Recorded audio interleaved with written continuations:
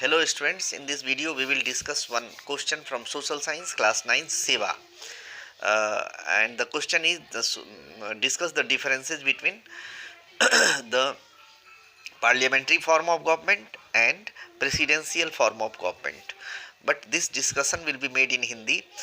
हिंदी में ये चर्चा होगी। और अगर आप इस वीडियो को यूट्यूब पर देख रहे हैं तो उसे इस चैनल को इंदिरा कोचिंग क्लासेज को सब्सक्राइब करें और उसी चैनल को सब्सक्राइब करें, वीडियो को लाइक करें। और कोई प्रश्न है आपके पास हिंदी, इंग्लिश और सोशल साइंस सब्जेक्ट में तो आप उसको कमेंट बॉक्स में लिख सकते हैं और मैं आपका जवाब देने का कोशिश करूँगा।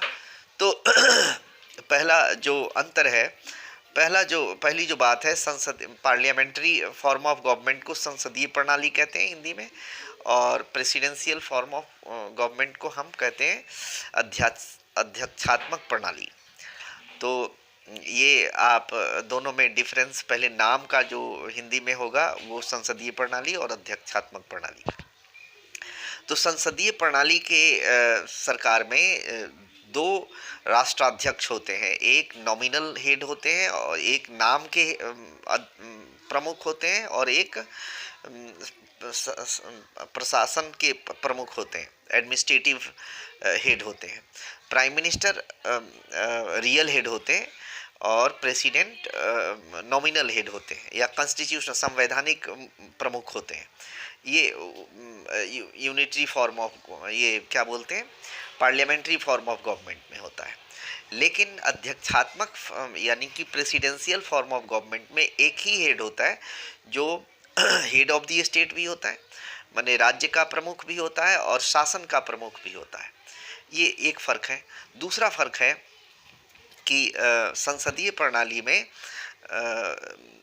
जो ये क्या कहते हैं, लेजिस्लेचर, विधायिका, न्यायपालिका और कार्यपालिका, तीनों ये जो है ना, ये विधायिका और कार्यपालिका में घनिष्ठ संबंध होता है। लेजिस्लेचर और एग्जीक्यूटिव में क्लोज रिलेशन होता है।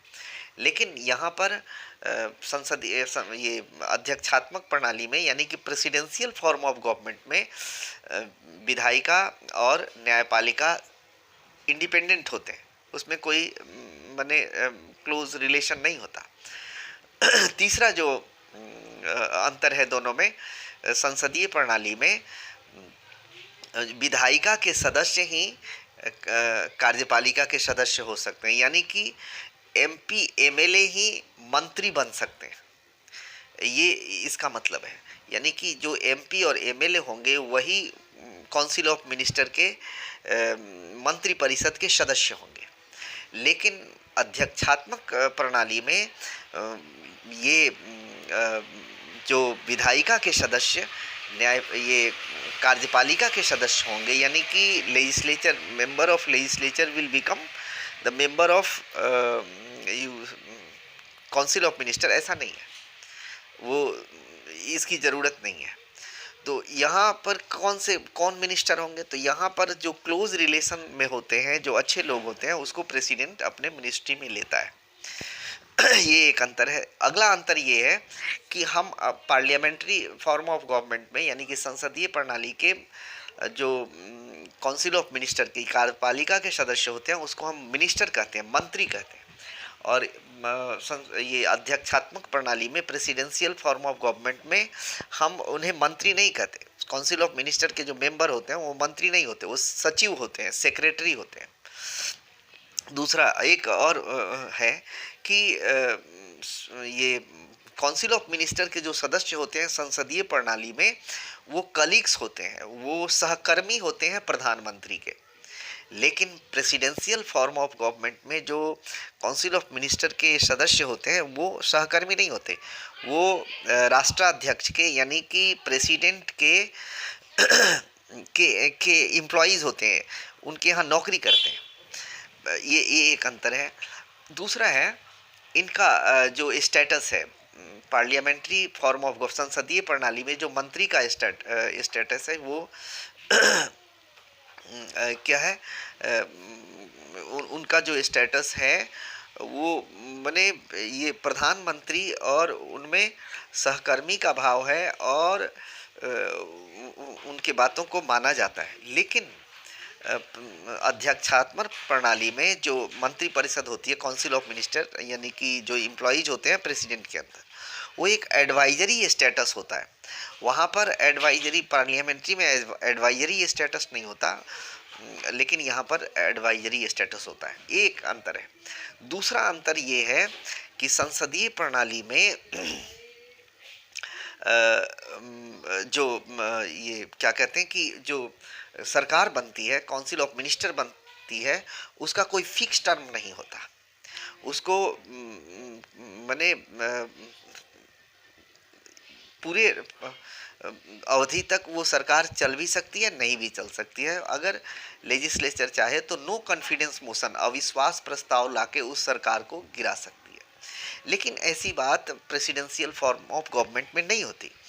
क्या होता है कि प्रेसिडेंट अगर इलेक्ट होते हैं तो पूरे टर्म को पूरा करेंगे, पूरा टर्म अपना, उनकी जो अवधि होगी उसको पूरा करेंगे। इस बीच में अगर उनको हटाना है तो इम्पीचमेंट मोशन आता है। इम्पीचमेंट मोशन जिसको हम कहते हैं महाभियोग, महाभियोग की जो प्रक्रिया है बहुत जटिल है, इसलिए ऐसा रेयरली होता है। तो ये फ़र्क है। दूसरा है जो काउंसिल ऑफ मिनिस्टर, जो पार्लियामेंट्री फॉर्म ऑफ गवर्नमेंट में होता है, संसदीय प्रणाली में काउंसिल ऑफ मिनिस्टर यानी कि कार्यपालिका विधायिका के प्रति जिम्मेदार होती है। वो जवाब पूछ सकता है, विधायिका जो है, लेजिस्लेचर जो है, काउंसिल ऑफ मिनिस्टर से सवाल पूछ सकता है। लेकिन संसदीय प्रणाली में ऐसा नहीं है। तो ये एक फ़र्क है। तो इस तरीके से कुछ फ़र्क आप देखेंगे, दोनों में डिफरेंसेज हैं। हम आशा करते हैं कि ये वीडियो आपको बहुत पसंद आएगा और आप कॉन्सेप्ट को समझेंगे, आंसर को समझेंगे, याद करेंगे, याद हो जाएगा। और भाषा जो इंग्लिश में है उसको भी आप पढ़िए, हिंदी में है उसको भी पढ़िए, और दोनों को समझने की कोशिश कीजिए।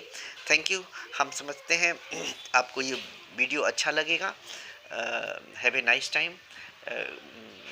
Your examination is very close. Try to prepare in the best manner.